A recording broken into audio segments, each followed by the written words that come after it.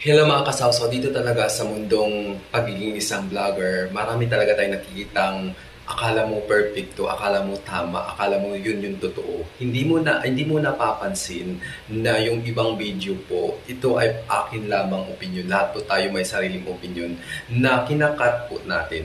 Kinakat, pero hindi natin naiisip na nakaka-apekto po yun sa isang tao. Katulad na lang sa nangyari ni Hiwaga na ito po si Uncle Noy, Uncle Nunoy na isang vlogger, wala po akong hindi po kita binabash. Ang sa akin lang ay isang opinion ng bilang isang taong mamamayan. Mamamayan talaga mga kasawsaw. So ito po yung nangyari mga kasawsaw. Bali, pinost po ni Uncle Nunoy yung video na naglagay daw kuno or naglagay ng taba o hindi lang kuno, sige totoo na naglagay ng taba sa sabaw itong staff or kung sino man yung tao na nasa